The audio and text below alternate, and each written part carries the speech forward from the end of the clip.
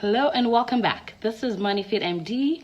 Welcome back to my page. I'm excited to see you here and I hope your day is going well.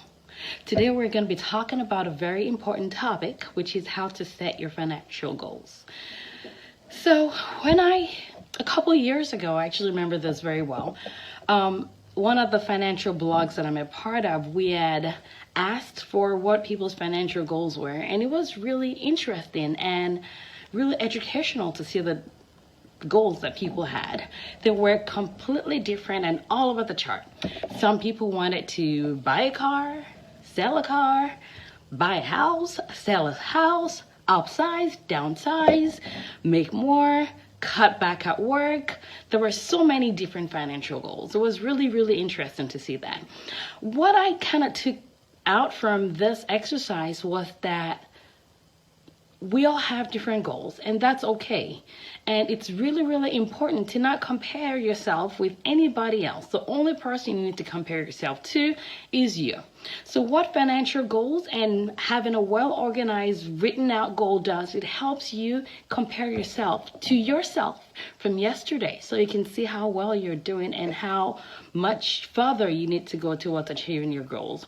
And also remember, like we talked about in the last episode about budgeting, when you have a financial goal, it really does help you remember your why you're doing whatever it is you're doing, whatever it is you're trying to achieve. It's just great to have a motivational factor, something that clearly lists out what you're doing. So I'm glad you're here, and I'm glad that we're ready to talk about this really important thing.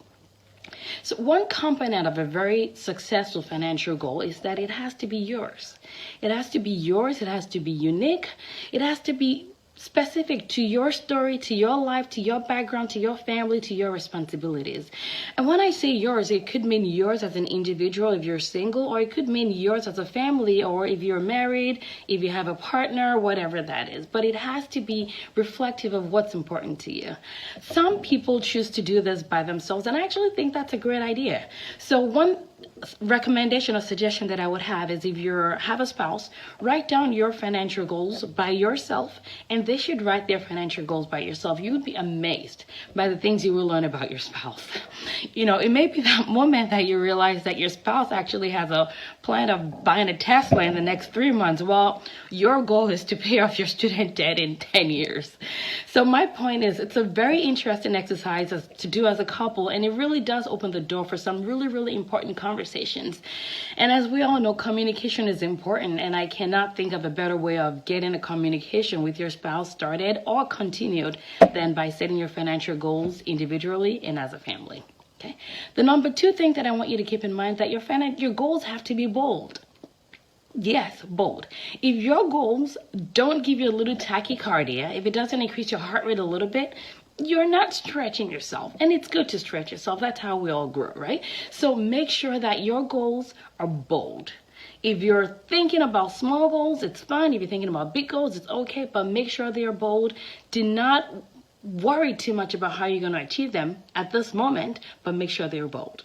Number 3 is write it down. There is nothing more concrete than something that you've written down. So take a pen and a paper, or your laptop if you're technologically savvy, and just write them down or type it down. And what I recommend is, this is a no judgment zone. This is a place where you actually shut off your brain and your brain's ability to sort of like want to rationalize everything and tell you it's possible or not possible. Just quiet that down for a moment and just write. Just write down what your goals are. If it's 1 to 20, 1 to 40, whatever it is, just give them a number in terms of what the priority that you think they should be in. And what you can now do is organize them into 3 different areas. You can do a short-term goal, which I like to define as things I'm trying to achieve in 12 months or less. Medium-term goals, which are things you want to achieve between 1 to 5 years, and then long-term goals, which is over 5 years. And the nice thing about it is, when you create that timeline for it, it really helps you adjust your plan and your spending in ways that are important to you. I'll give you an example. For example, if you want to create an emergency fund, if your goal is to have 3 months of emergency fund as your short-term goal. So this year, in the next 12 months, I want to save enough money to cover 3 months of my expenses. My medium-term goal may be creating expenses or emergency funds that will cover my expenses for 3 to 6 months. You see the difference? So short term, medium term, and long term goal. And this is really, really important to set apart. Okay. The other thing is I'm not sure if you've heard about it, but there's something called the SMART goals, how to set SMART goals. And SMART, the S in it sounds for it has to be specific. The M is it has to be measurable. A is that it has to be achievable, right? So for example, I don't want you to say, I want to be done paying my debt in 1 week. If you win the lottery, that's possible, but it has to be something achievable, bold but achievable. R sounds for it has to be rewarding. So this has to be something that gives you satisfaction. Seeing that credit card debt that's completely wiped out. That's satisfactory. And then the T is it has to be trackable, which means you have to create a timeline that you're trying to achieve this. So that's the short, medium, and long-term goals. Does that make sense? So this can be a little challenging for people because a lot of times once you take the pen and paper, your brain starts thinking and saying, well, I can or cannot achieve this. Again, the goal for this is to write it down, separate it down into 1, 2, 3, short, medium, and long-term goals. And then that's going to help you as we continue the conversation of how to plan your budget, how to plan your monthly expenses, how to achieve them, and how to just create the life that you want. Okay? There is a quote that I really like, and I want to make sure you guys remember this. It's called, done is better than perfect. Done is better than perfect. It's never going to be perfect, but it can be done. And the other thing to keep in mind is whenever we talk about goals, they are dynamic. I will give you an example. Last year, my husband and I set some of our goals, and there were some things that we considered as medium-term goals that we wanted to reach in about 3 years. A year later, we had achieved the goal. So it's now turned into a short-term goal, kind of, because we achieved it in less than a year, which is great.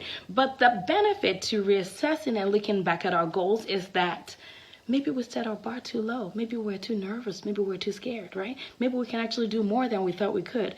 But now that we've achieved that goal, we can move on to other things and add more things that we want to achieve in the short term and medium term and also long-term goals.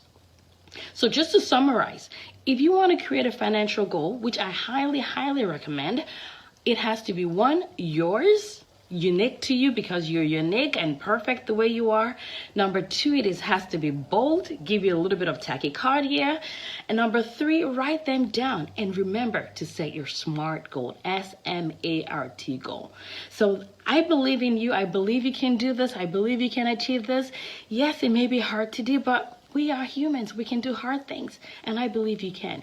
If you need extra help, if there's any way I can be of assistance, shoot me an email. I would love to help you move on to the next goals that you have set for yourself. Well, you take care and have a good day. Bye-bye.